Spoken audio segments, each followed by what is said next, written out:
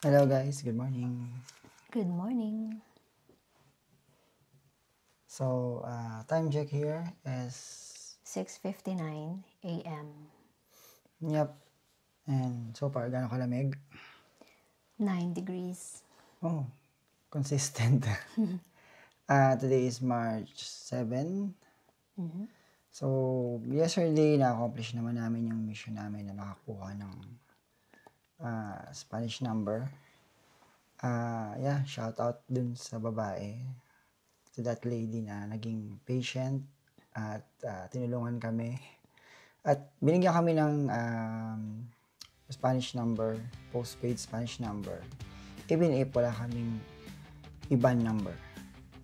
So, yung IBAN number kasi basically required kasi dito na magkaroon ka ng bank account sa Spain.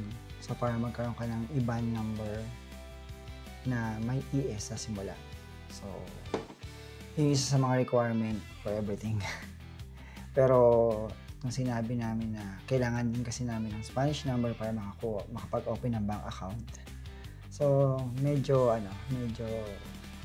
ikot siya. So, that's part of the bureaucracy. Yeah, binigyan kami. So, meron kami Spanish number. And, nag-try kami mag-open ng bank account. Yesterday, napunta kami sa Santander in person. But, we were advised na mag-open na lang kami online, digital. So, nag-try din kami noon, pero to no avail. Parang may mga requirements na wala pa kami, like tax document something. So yun, isa yun sa mga kailangan pa namin i-accomplish din pagdating namin sa Oviedo. Yeah. And today, yun lang, mabiyahe na kami. Alis na kami dito sa aming Airbnb. Anong oras ang natin? Naka-reserve tayo ng 8:30. Uber ba yun? Sa Uber. Yeah. Pero yung aming ride talaga, alis ng tren is 11:30 a.m. So, we just want to, again, be early. Para just in case na meron kaming mga kailangan hanapin doon or maligaw man kami, at least meron kaming enough time. Meron kaming buffer. Yep. So, we're going to Chamartin Station. So, kami nasakay ng tren. May ticket na rin kami. And it will be another 3 to 4 hours na biyahe. Papunta ng north. High-speed train ba yun? Yep, high-speed train na yun. 3 to 4 hours. Okay. Yeah, so maybe from parang Manila to Baguio. We're not sure. Parang ganun. Yesterday din nakapag gala kami somehow, pero umulan. Yeah. So medyo natigil. Saan lang ba tayo nakapunta? So, nakapunta kami ng Puerta del Sol o yung Sol sa gitna, Plaza Mayor, Cathedral, and yung katabi ng Cathedral, yung Palacio Royal, yung dating bahay ng mga Royal Bloods or yung family ng Royal Bloods dito sa Spain. Yung half ng itinerary namin, which is yung sundan, yung mga pinuntahan ni Jose Rizal, hindi na namin nagawa kasi nga because of the weather. Hindi na rin napuntahan. Siguro, anyway, marami pa naman time. Babalikan namin si Rizal. Meron din kasi siyang dito. Parang Monument, like Luneta. Diba? Nakaka-proud. So sa ngayon, habang nag-aantay kami, kain muna kami and coffee. Same mug that we have back in the Philippines. So, galing naman ng Airbnb namin. Feels like home. Yeah. So, we'll update you later pag nandun na kami sa Chamartin Station going to our train ride. And we'll be posting din yung namin sooner yung video. Yep. Thank you again for your support. See you later. Bye.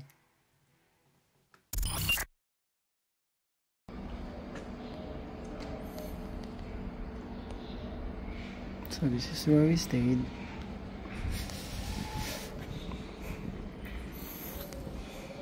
And over here.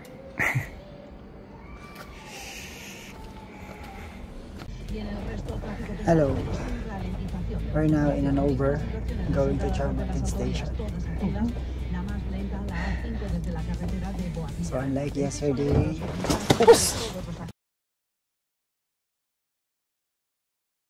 ulitin natin yan.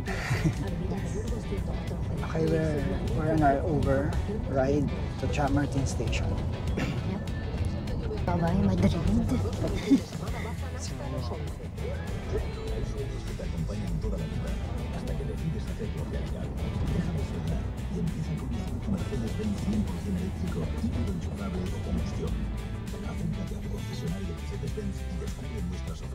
Let's see if this is a rush hour.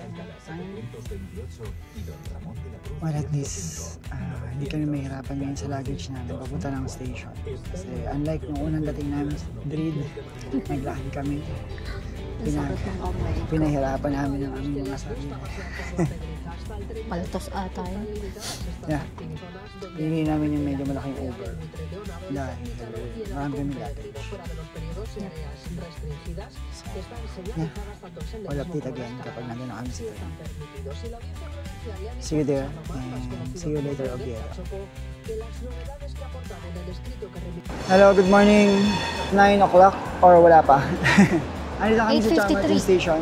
So, maaga kami kasi hindi namin alam kung saan kami pupunta. Sama kayo kung paano kami maligaw. Let's go! So basically, yun yung entrance ng Chamartin.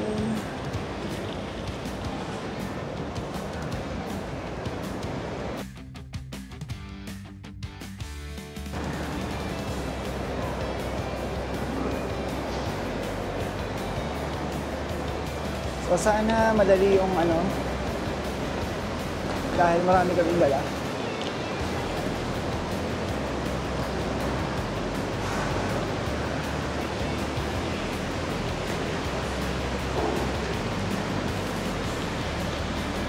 So yung itsura niya ay parang airport din.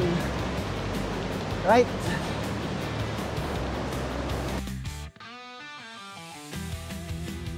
We're still here in the Chamartin Station. Estación de Chamartin. Wala pa kaming platform based dun sa board or announcement. Wala pang platform yung train na sasakyan namin. So, maaga kasi kami. Pero kita nyo naman, ang dami ng tao dito. There, oh. Dami ng tao.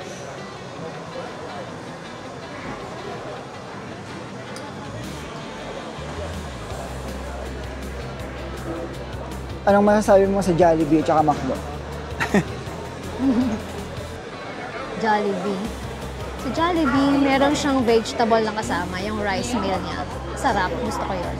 Sa McDo, yung burger, tapos naman, masarap naman siya. Wala rin sa Philippines yung bacon and egg. No? How Bacon much? and egg. Mas, yung sa McDo, $8, dalawa na kami noon. Euro. 2 meals na yun. $8. 8 euros. For the 2 meals na burger meal. So, para masulit pa rin ang McDo, no? Yeah, pero rice meal kasi yung sa Jollibee eh. Oh. So that's, yung sa Jollibee yung rice meal ay $8 euro. Lagi na lang ako nagda-dollars. Yeah, kumain kami ng McDo and Jollibee kahapon. So, Sayang din namin na-try yung salad sa McDo. Ewan ko kung may McDo sa Oviedo. Kasi sabi ko, we have a lot of time naman na matry lahat ng Spanish dish. So, kaya habang nasa Madrid kami, nag-fast food kami. Kasi for sure, sa Oviedo, konti lang yung ganon. Kasi medyo provincial style siya. So, yeah. and yes, struggle is real talaga kapag hindi ka marunong mag-Spanish. So, we really need to learn how to speak. For now, Google Translate is the key. Ayun, na-announce na yung iba, pero yung platform namin, wala pa. Hello guys. Nandito na kami sa train. And ang hirap pumasok ng maraming bagay. Buti na lang, one way. Hindi ka pwedeng pabebe. Hindi pwedeng pabagal-bagal. Yeah. Meron lang kasing parang around 20 minutes before nila i-announce yung number ng platform mo. Yes. So, dapat within the 20 minutes makapasok ka na. Eh maraming tao, may pila, malayo pa yung platform. Yes. Okay sana kung wala kang dala eh. Tsaka ang ano doon, mawawalan ka ng space para sa mga luggage mo. So, mabuti kami na una kami. Kami yung una-una. So, secure dyan yung space para dun sa luggage namin. Yeah. Ang talaga ng... Alam mo yan, We're not tourists anymore, you know. That's na-push why. ang aming mga maskels. Hindi na po ako lalaki kasi. So, this train is bound for Oviedo, pero yung pangalan niyang ano niya is Gihon. And this will take 3 hours, more than 3 hours I think. Partida, ano to ha, high-speed train na to. Yes. Mamaya, tingnan natin yung view. Pero yun. Nakapagod. Sakit ang kamay ko. Can't wait na makapagpahinga ulit. At hindi pa kami nagla-lunch. Again, see you Oviedo.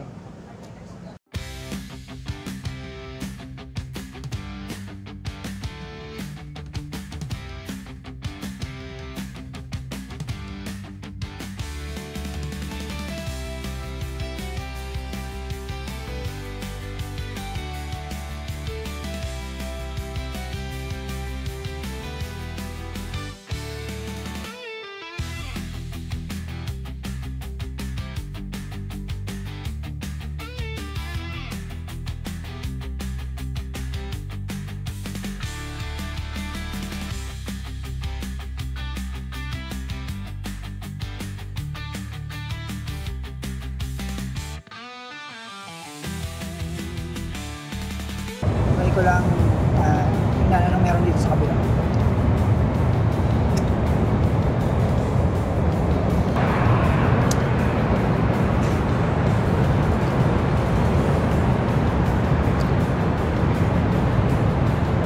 So meron bendo.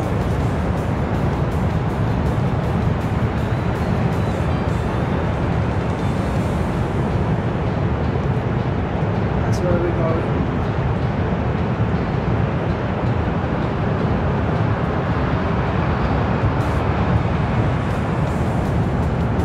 Vendor. So, lagi nitong po parang bata. Huwag mo magturo.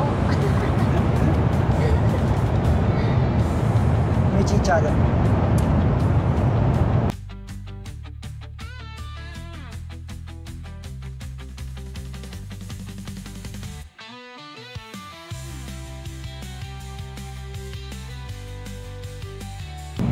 We are now so far away from the Philippines. Sana hindi ako na-homesick. Paano pag na-homesick? Yak na lang. Layo mo na. Sobrang ganda ng view rito. Dahil nasa train. Hindi na siya ma-justify ng video kung gaano ka lang.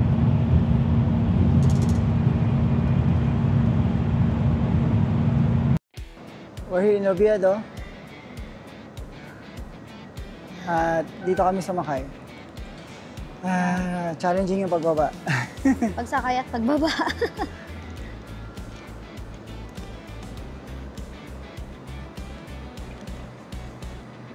Grabe, ang dami ito.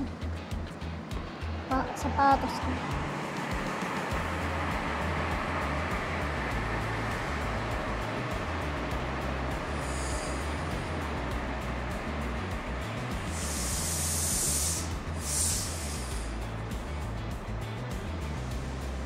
Yeah.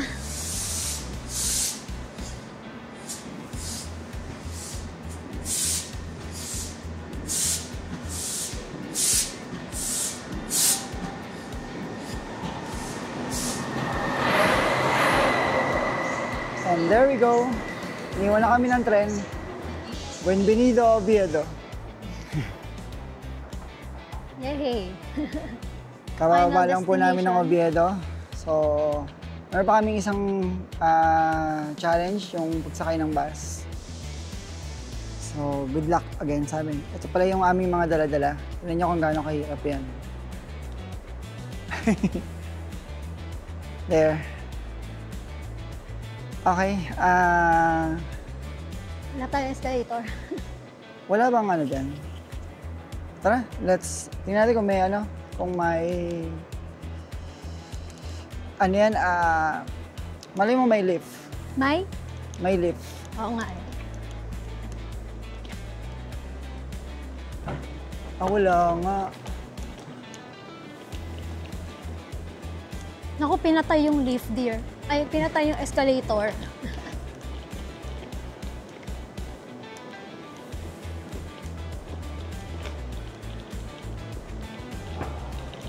Sira ata yung escalator, dear.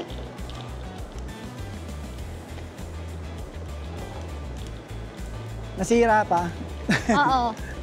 Ayan, okay na ulit.